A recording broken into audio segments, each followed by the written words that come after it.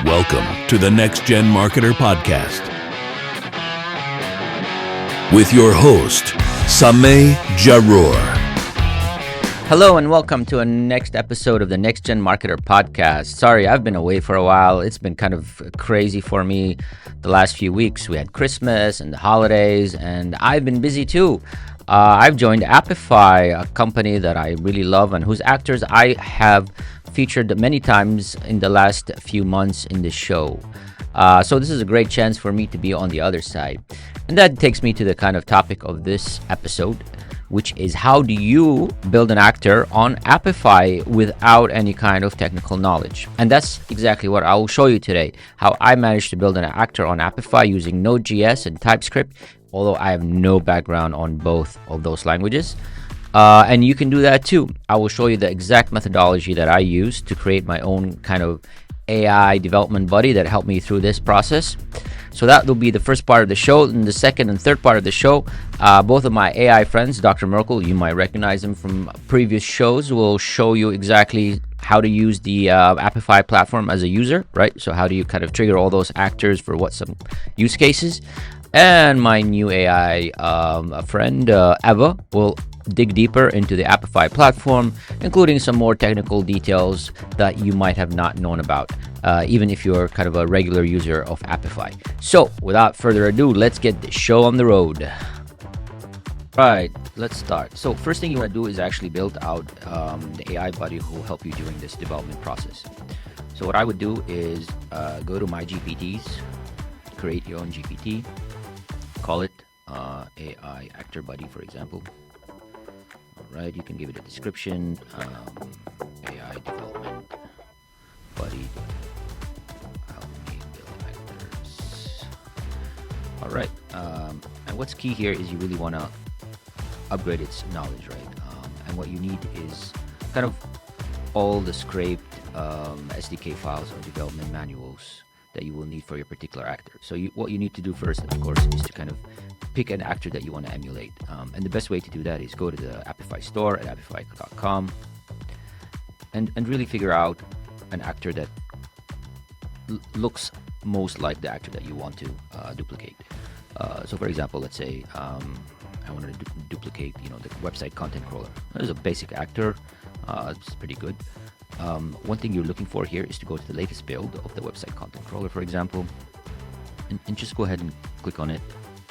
Here you will see a full log of the actor, right? I want you to go ahead and copy that to a clipboard, and let's use that as kind of as a basis of our actor. So what you're trying to do here is ChatGPT based on this log. How was this actor built?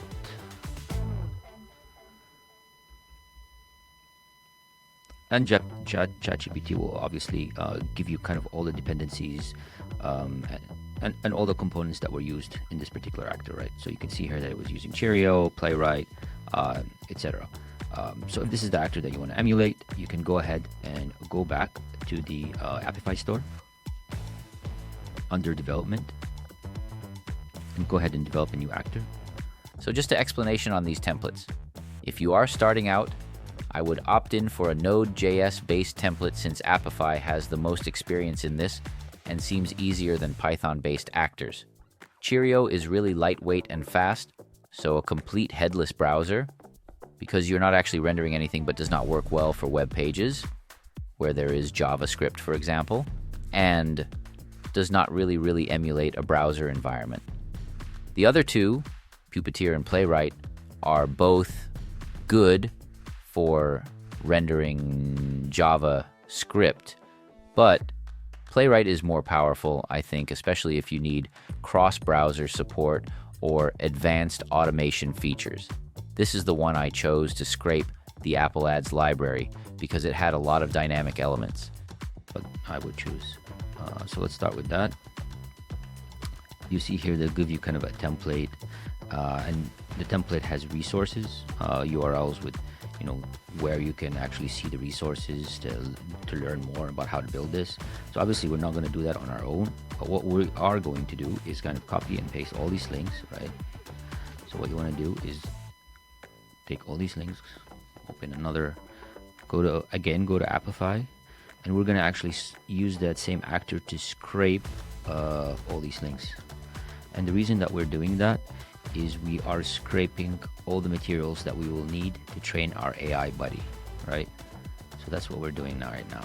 Is taking all the kind of materials that we need, right? So this is an URL about Crawley, which is actually Apify's own product, which is a great open source product for scraping. And we're gonna just take out all the required knowledge.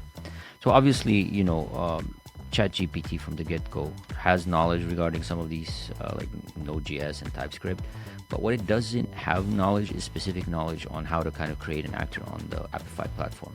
So what we're doing now is actually feeding it with the right type of knowledge, so that when we do ask it questions in the future, it knows exactly how to answer those questions and even help you kind of debug much faster.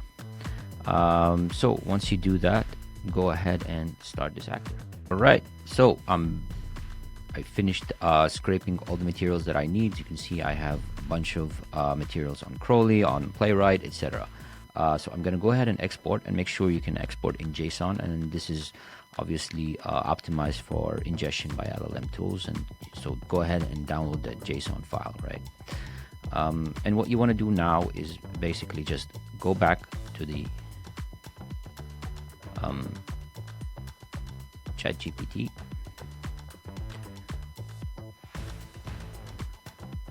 and upload all those kind of JSON files here, right? So once you've scraped all the materials and all the development kits and all the SDKs that you need, you just upload the files here, and you have now an AI buddy to help you do the development process. So it's that simple. So in this case, I want to show you how I did it using Node.js and TypeScript. So that will be the next stage. So if you're going to be developing this, my recommendation is to do it on your local machine. So I tested using it both, like on the local machine or using what's called the Web IDE. So my definite recommendation is you do it on a local machine or GitHub, of course. But I think in both cases, doing it from a local machine is more sustainable and it's more stable. So what I would do is open terminal, and the way you can do that is just command, let's say if you're using Mac. So for my case, I need to set up the environment. And once I opened up the template, it told me some of the packages that I need to do. So first thing that you need to do is actually install Node.js and what's called npm. So you can just go to Node.js. And by the way, you should also scrape this because Node.js, it's likely that of course the training data is already within your own LLM tool already, or ChatGPT, but just kind of for redundancy's sake. So go ahead and download Node.js, then go to npm. Once you do that, you just go back to terminal. Remember, when we went to the Apify console, we picked our own template. So let's say we can use this template, put on use locally. Gives you instructions on how to do the installation, right? Obviously. But what's key here to know, of course, is that you kind of need to download both npm and Node.js and kind of set it up. Once you do set it up and you have terminal, and you've already kind of developed your own customized AI, if you run into any kind of issues, just ask the AI, and most likely they'll come up with any kind of fixes for any environment issues that you might get. Okay, so let's set this up.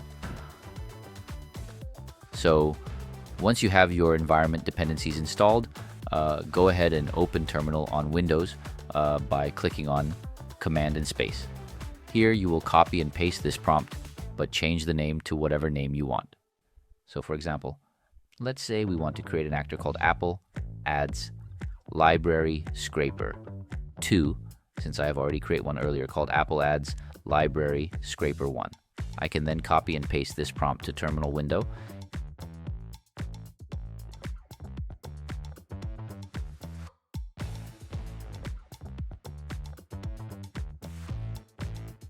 And you can see that the build has started.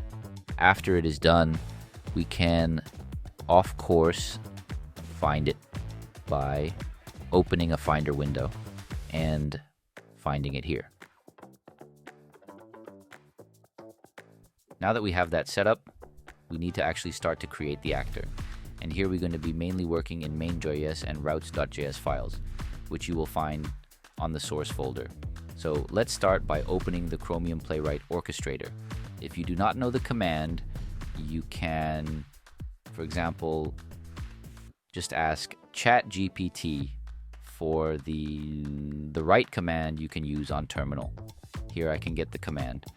Once the Playwright window opens, along with the inspector, by default, it will be recording, and there are options, of course, to use the locator option to pick locators.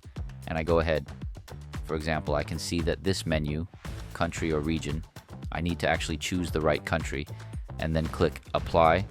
I can see the different behaviors of the different menus, and you can see all this is being recorded on the Chromium Inspector window.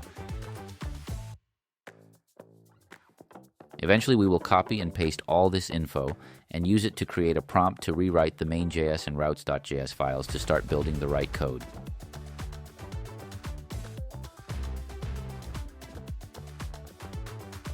It will take time to go back and forth to generate the main.js and routes.js files, but what you will do is build different versions of the actor and run tests on it by running this command, Apify run, and once that runs, you can run it and extract the logs and dump those logs with your prompt into your AI buddy to help you with any errors or warnings. You can see I added a few more commands to it here because I wanted to purge the cache and not rely on the input.json file for easier testing, and also to detect what outputs are actually produced. I would recommend that you also do this. I will leave all the commands in the comments section.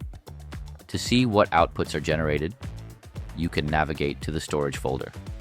By the way, the structure of the storage components is also duplicated in the console within the Web IDE environment, which Eva will touch on later. But just to summarize, the dataset folder contains all the outputted datasets, or basically the JSON text blocks that you are extracting.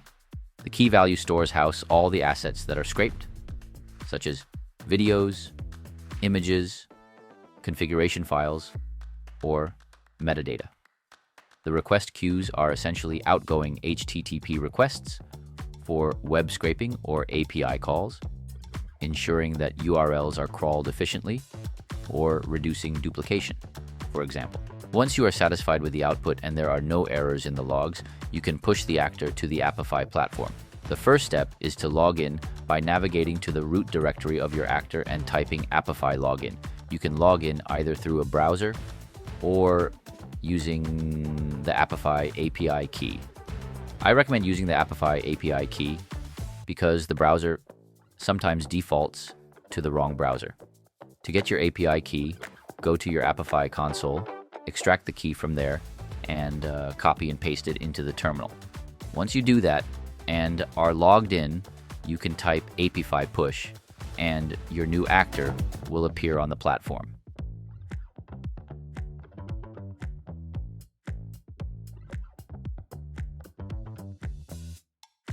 Once the actor is uploaded, you may need to work on your input.json file.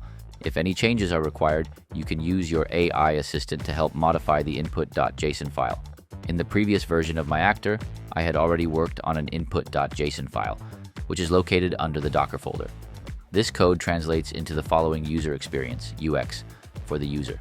The key for the input.json is to replicate the same behavior as if the user were interacting with the site.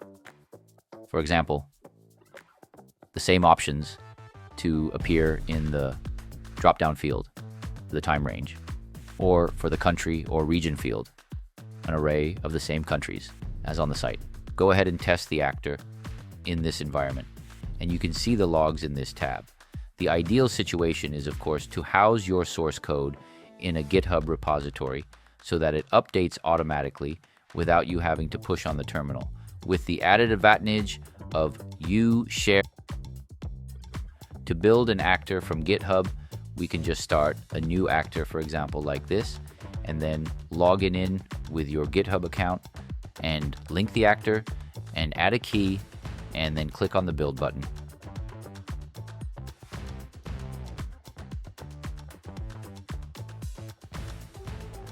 The best thing about Apify is its ability to integrate different actors seamlessly.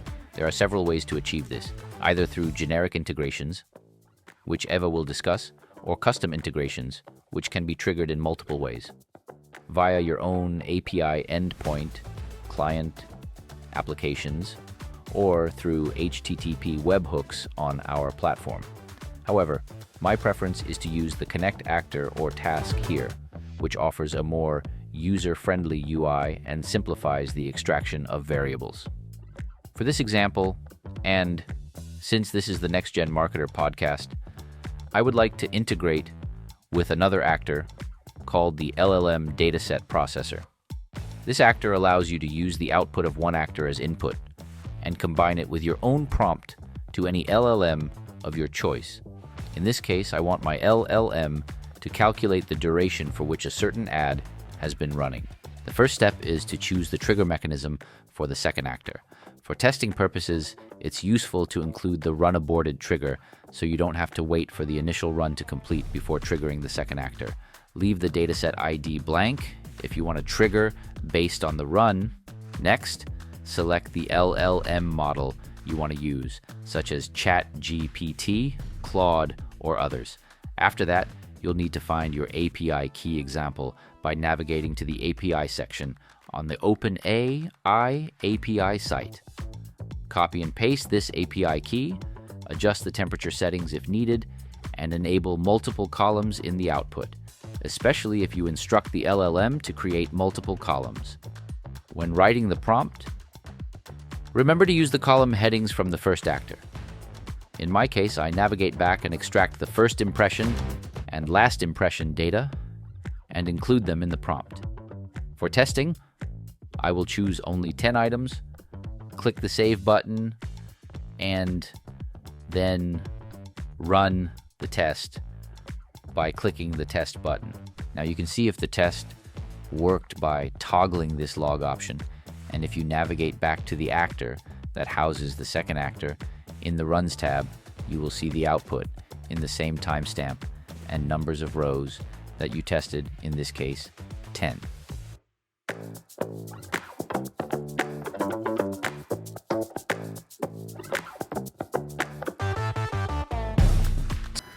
So if this is the actor that you want to emulate, you can go ahead and go back. Apify Store is a marketplace offering a wide range of web scraping and automation tools known as actors.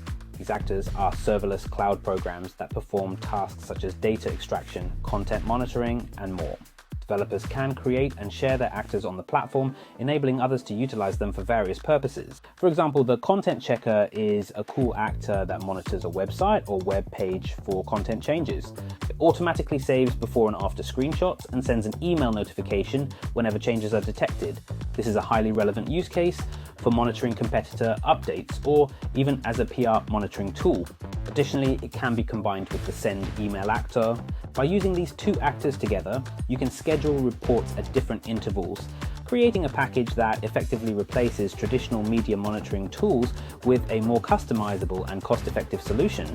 And now, to complete the rest of this demo, I want to hand over to Eva, who will take you through the rest of the Apify platform. Eva, the mic is yours. Thank you, Dr. Murr. I want to show you how to run actors on the Apify platform. All right, so let's get to it. Let's jump right into the Apify console at console. Apify.com. If you haven't signed up yet, go ahead and create a free account. Now I'm going to go to the Apify store to choose an actor to work with. I want to show you something fairly simple in this demo, so I'm going to use Twitter Scraper. The first screen I see after selecting the actor is the Input tab. This is where you configure the actor to do what you want. In case of the Twitter scraper, you can choose to scrape using a search term, a specific profile, if you want to include replies in the results, and so on. To learn more about each of the settings, you can click the question mark icon. The Twitter scraper can collect all kinds of useful data, but I want to scrape tweets about Batman because he's my favorite superhero. I'll start the actor by clicking this big green button, and the first thing you'll see after it starts is this big loader. It says that you should wait until the actor gets your data. That's okay. In the meantime, I will explain what you see on the screen. At the top, right under the actor's name, you see a badge that tells you the actor's current status. Now the status is running, but there could be other statuses like succeeded, failed, timed out, and so on. Next to it, you'll find how many results it collected. So far there aren't any, but it will change soon. Here you can see the number of requests. It tells you how much work the actor has left to do. I searched for Batman, so that's one request to complete. If I also searched for Superman, that would be 2 requests in the queue. The usage field tells you how much money you spend on this actor run in real time. You can see that so far, it cost me about 1 cent to get that data. You can also click more details on the right to expand more detailed information about the run, including a nice chart of CPU and memory consumption. Nice. Okay, so while I was talking, the actor finished. You can tell by its status, succeeded. The results are now available in the Output tab. You can use the Output tab to preview your results and export them in various formats. Not all actors have an Output tab though. It's an optional feature and depends on the actor's author whether they choose to use it or not. Before we move to other things, let's quickly browse the other tabs of the actor run. The log streams the standard outputs of the actor, and it's useful for detailed information about the actor run. Input tab shows you the input the actor was started with in JSON format. You can see Batman right here. Remaining fields are default settings provided by the actor itself. In the Storage tab, you will find more details about the data the actor saved. If the actor does not use an Output tab, this is where you will find your results. Live View tab is only available when the actor supports it, and integrations show you all the integrations that were triggered by this actor run. Start. Here, I'll get to setting up integrations later in the video. Finally, we wouldn't be Apify if all of this weren't accessible with an API. You can find the API reference under the API button, and you can start actors, inspect your runs, fetch results with simple API calls. We also have API clients for JavaScript and Python, but more on that later. Now, if I go to all runs, you can see all my runs of the Twitter scraper and I can access them and their data. On the free plan, we only store the data for a week. So don't forget to download your data or upgrade to a paid plan if you need more time. If I go back to the Input tab, I can run the actor again, but this time instead of running it, I'll save my settings as a task. Saving as a task is great if you want to use the same actor repeatedly with the same settings. I've also named the task Batman Tweet Scraper to make it easier to find later. To show you why tasks are useful, I will create 2 more tasks for Superman and Spider-Man. I can start all of them just by clicking the Start button. Creating tasks can greatly simplify management of your actors. But this isn't all. When I open the actor, I can find all its tasks under the Save Tasks tab, but I can also see the task name on the Run tab, so I know exactly what kind of run this is. And if I want to see the runs of the Batman task only, I can just open the task and go to its own Run tab, where only the runs of this task will be displayed. Again, all of this can be managed with our API as well. You can easily create tasks, update them, store them, and read their results. Okay, we know what actors are, how to start an actor, how to download results, and how to save its configuration for later. Now let's look at automating the process. The simplest way to automate your actors is to schedule them to start automatically at a specific time. To do that, let's go to Saved Tasks again. Select the ones we want to run automatically, click Schedule, and confirm the selection. On this screen, we can see that our 3 tasks are already pre-selected. And up here, we see that the schedule is disabled. This means that it won't start any actor runs until we activate it. Cool. I renamed the schedule to remember it better. And now the important part, I want to choose when the actors should start. The default here is daily, but I like my superhero tweets fresh. So I want to get them every 5 minutes to do that. I'll select custom in the drop-down, minutes, and then 5 minutes. For the geeks out there, it's all powered by Chrome expressions, so you can write those manually if you really wanted to. I could also select a time zone, but since running every 5 minutes is the same in all time zones, I'll leave it on default. Schedule will automatically start my superhero tweet scrapers every 5 minutes. And if you're wondering, yes, you can manage schedules with API as well, all right? So now I'll have tweets about Batman, Superman, and Spider-Man scraped every 5 minutes, but I really don't want to come to the Apify console every console. This is yet another benefit of using tasks instead of actors directly, because you can integrate specific tasks in a different way. Anyway, because I love Batman the most, I want to get his tweets delivered straight to my Slack. So in the integrations tab of the Batman tweet scraper task, I'll select Slack and Slack notifications. The first thing I need to do is connect my Slack workspace. That's easy. Just click Add Workspace, confirm this pop-up, and it's done. Back on the integration screen, I have to choose when I want to get the notification. Do statuses like running or succeeded? That's exactly what I'll use here. In the event types, I'll select run succeeded. This means I will get a notification every time a run of this task succeeds, but not when it fails. In the drop-downs, I select my Slack workspace and my Batman Tweets channel that I created beforehand. I don't want to spend time creating a custom notification now, so I'll just stick with the default one and save and test. I switch to my channel and I can see that the test message is there. That's great. That means everything is working. The last thing that's left is to start a task and wait for the notification to arrive. Click start, I will fast forward to the actor finishing, and boom, I have the results in my Batman Tweets channel.